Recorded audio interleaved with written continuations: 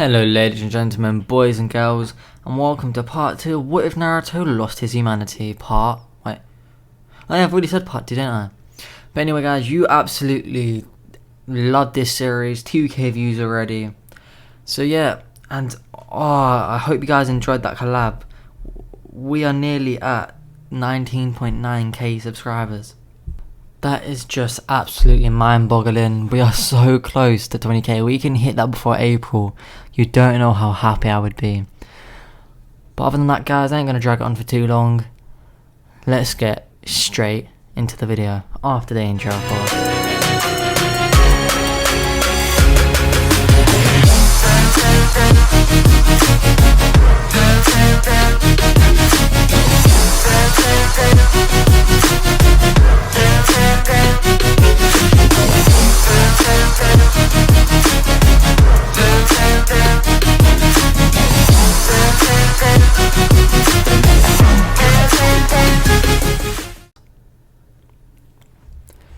We now go to Naruto, who's just freshly killed these 5 bandits, and with Hari at his side, who's now 6 years old. I bet you're wondering, what? He's 6, but it's barely even been... Naruto summoned up his dark powers. He's been experimenting with them a lot, call him Orochimaru 2.0, and he's sort of grasped the concept of time. So he placed Hari under time to the point he's not even 6, he's roughly about 8. But the way he fused Naruto due to the amazing genjutsu. Naruto was honest, he killed his parents, but due to Naruto slightly influencing him, Hari looks at Naruto as a big brother, a father figure, a god figure, anything possible. And as such, it's just cool. Naruto is someone he can confide in, someone who he can put his whole life to protect, because he does feel that way about Hari. But anyway, all of a sudden while they're walking laughing, he feels the presence of someone that is going to be a pain in the ass to fuck with, at least for Hari, and he says, "Hari, hide!" They both jump in opposite directions into the trees. We see someone that Naruto recognises from the bingo book, the legendary swordsman Zabuza, but someone he doesn't recognise, a masked boy, or looking at the features, a masked girl. Naruto's watching him very closely and he thinks, if I kill Zabuza, that would be able to let me live a life at least comfortably for the rest of our lives, including Hari. He pours out his killing intent on the Zabuza, letting him know Naruto is there, and he grabs onto his blade and says, "Come out, whoever you are."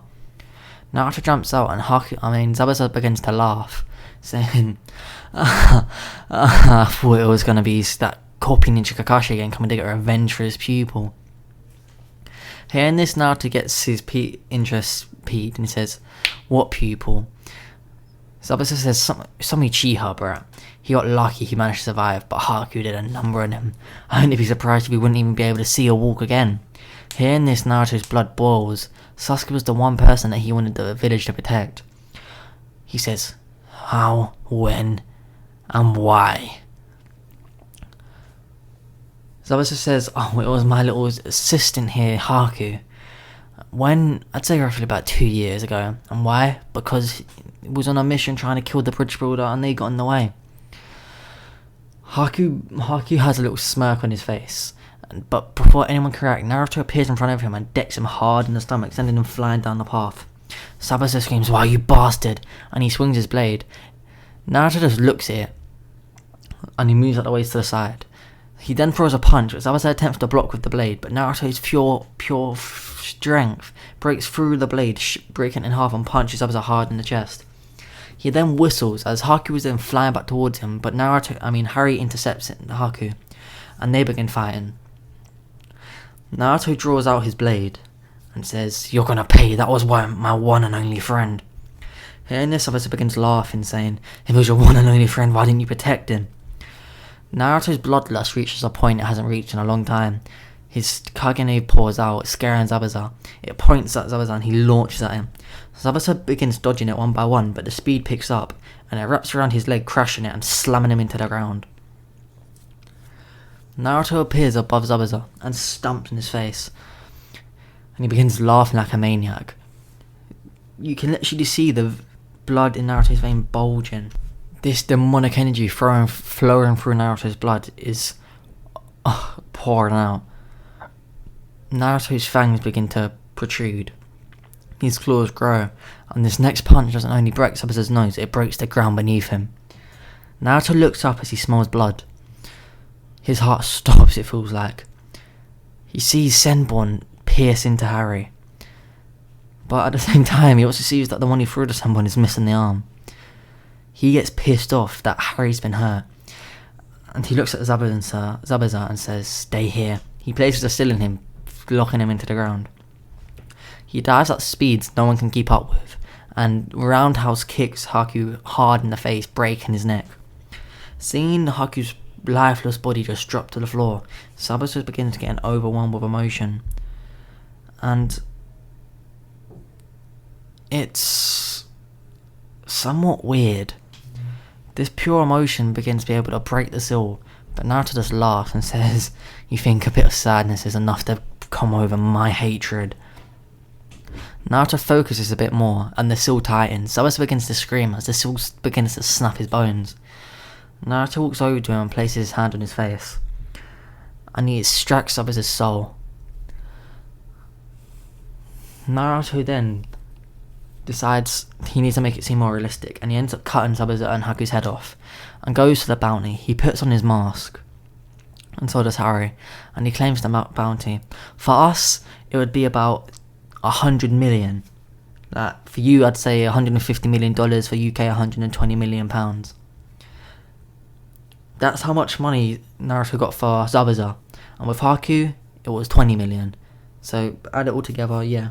So Naruto and Harry were living a comfortable life for quite a while.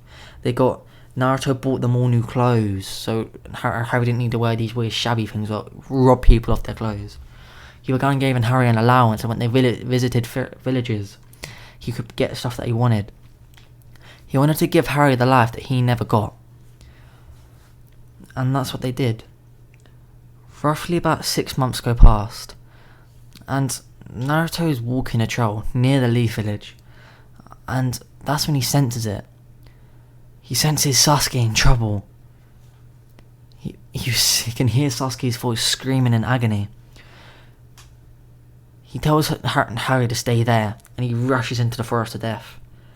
Naruto, after seeing all the other shinobi, gathered that this is probably the Chunin exam. And when he finally shows up on time, he sees that Sasuke's been bitten by a weird snake man. No, that's Orochimaru. Naruto learnt from the bingo book. And before Orochimaru could actually snap Sasuke up and run back to his base, and Naruto lands in front of him, blowing him back. Sakura goes, "Hey, who are you? You must be Anbu. Please save us." Naruto backhands Sakura, sending her flying, and he knees down next to Sasuke. He places his finger on the curse mark, and he overrides it.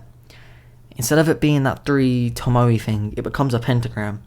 This is the best he could do. He couldn't remove it right now, but at least he could place it on his own. He then stands up and looks at Orochimaru dead in the eye. You did this." Orochimaru begins to laugh, saying, "Who are you? You're no Leaf Village Anbu. You're probably just a weak..." As he says this, he looks down. His hands are missing. They've been cut off, but Naruto didn't even move from the spot. That's when Orochimaru focuses more. Very thin chakra strings or chakra lines have been placed everywhere, and they were sharp enough and pure enough to cut Orochimaru to shreds. Orochimaru attempts to run away until Naruto's black chains wrap around him. He says, "What is this? A mutation of the Uzumaki clan chains? Like, this is draining more than just my chakra. I can feel my lifespan going with it." Naruto summons out Denki. If you're wondering right now, Denki has 9... Denki don't have 9 tails. But he's a massive wolf that has red lightning that shoots around him, 3 eyes. And he is powerful. He begins to go next to Naruto, and he wraps around him. Naruto enters his beast form when he merges with Denki, synchronizing his powers even more. This is the first time ever that Orochimaru has felt fear like this, the feeling of death walking towards him step by step. And Naruto begins to growl. He lunged at Orochimaru, attempting to rip his head off, but that's when a Leaf Village Ambu gets in his way, deflecting Naruto's hand, and the Ambu says, "Identify yourself, you're no Leaf Village shinobi. Who are you?" Naruto just says, "Piss off, you twat. I'm trying to do an easy job for you, and you just ended me executing your most wanted enemy. For fuck's sake, I'm gonna have to kill you, you know." Now because what? Until Naruto pierces his hand through his chest and saying, "I don't like people who get in my way." By now Sakura had woken up and she saw the bloodshed, and she begins to rush towards Naruto with a kunai. Naruto turns around with a smile on his face. Finally, the promise he made years ago to kill this bitch. Before Naruto to decapitate her, Harry comes in from the side and boots her hard in her chest. Naruto goes, I mean, he doesn't have a nickname for him yet. He just says, "H. I told you to stay there," he says. "Why would I ever stay there?" Harry looks at Sakura and he feels something. Wait, who is that? I feel something going on. Naruto says, "Just take off your mask." Harry listens to him, and Sakura, seeing Harry's face, says, wait, Haruno? I know that's her last name, but I'm going to say that's what they're going to name her brother. And he goes, "No, my name's Harry." She looks at Naruto and realizes, wait, Naruto, you demon. I trained all these years to get payback on you. You're wondering, Sakura did train relentlessly to the point where she's halfway to where she'd been chipper now with her strength. She amps up her chakra, and Naruto looks at her and says, "Impressive, you're not as useless as I thought you'd be." She rushes at Naruto and throws a punch. Naruto throws one back, overpowering Sakura's force and they're flying backwards. Sakura goes, "Haruno, help me, I'm your sister." Hearing this, Harry goes, "What?" Naruto goes, "She's not lying." And he looks Harry in the eyes and puts him in a genjutsu, showing them all the stuff that he had to deal with. And he goes, "Oh, well, they did that to you, big brother Naruto. I don't give a fuck who you are to me. You didn't raise me. You didn't make sure I had food in my stomach, clothes on my back. Naruto could have murdered my whole family tree and I'd still look at him as a big brother." Here and the Sakura begins to break down and Naruto just laughs. He clicks his fingers and 3 pentagrams appear on the floor. And demon dries up from them.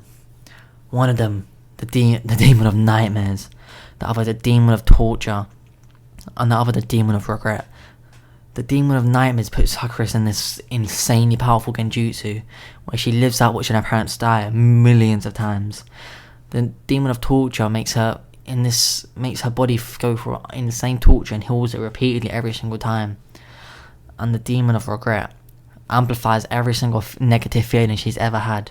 Sakura's left bruised, battered, laying on a tree, tears flooding out of her eyes, but she has no emotion in her face. Naruto laughs and says, "Looks like my job here is done." He looks at Sasuke, and the pentagram mark has this weird energy spreading throughout Sasuke's body. He picks him up, and him and Harry rush away. They manage to get to a cave, and Naruto begins extracting Orochimaru's soul, his little bit of himself, and he finally rips it all out. And, I forgot, I'm just going to say Orochimaru got away. And as he gets it out, Sasuke manages to wake up, but Naruto didn't have his mask on, and he goes, "Naruto, is that you? You came back. I always knew you would come back." Sasuke then passed out. Naruto felt really bad, but Naruto had a special ability. He could see someone's battle power, their strengths, a hearsay, by looking at them.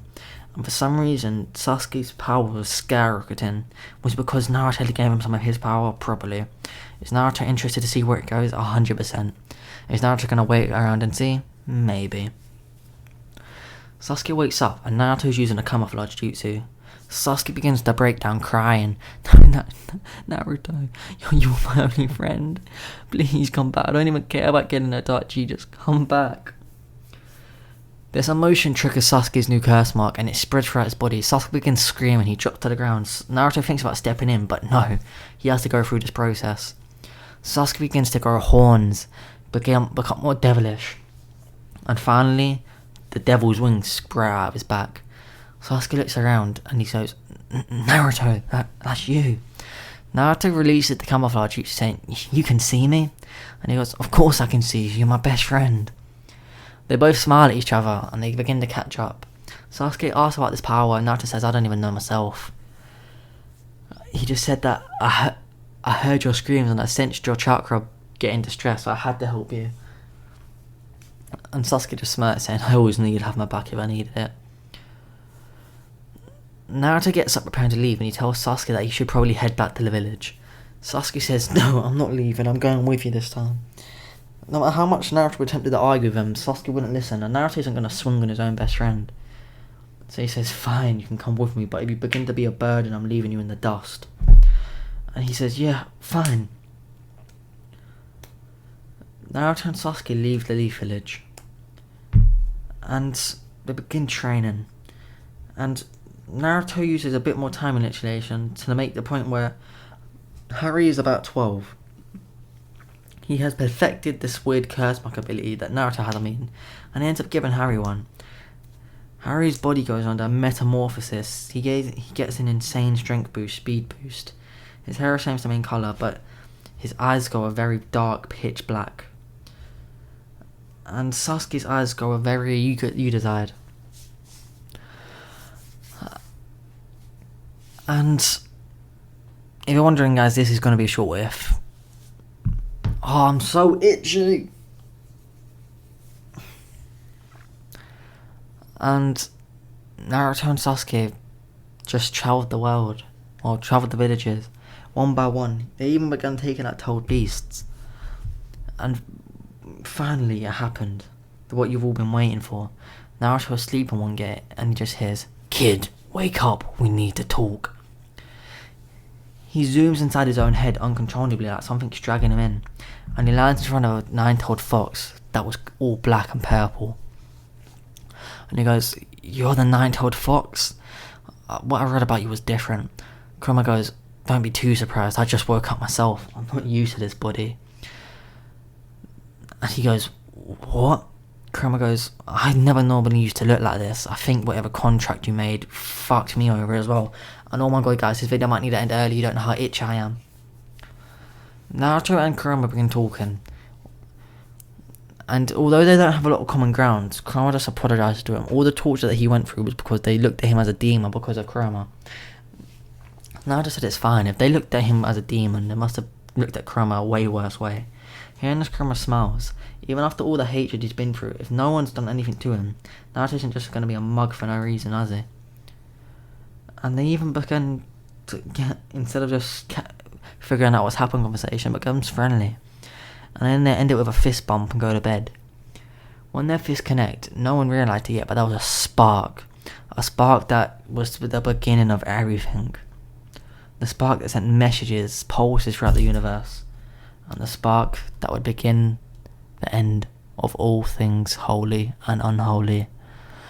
Other than that, guys, I hope you did enjoy. If you did, share with your friends, family, like, subscribe, share with your circle. I'm so tired, guys. I have not slept 2 days in a row, so forgive me. There will not be a second What If today. I'm gonna go to bed, guys. See you in a bit.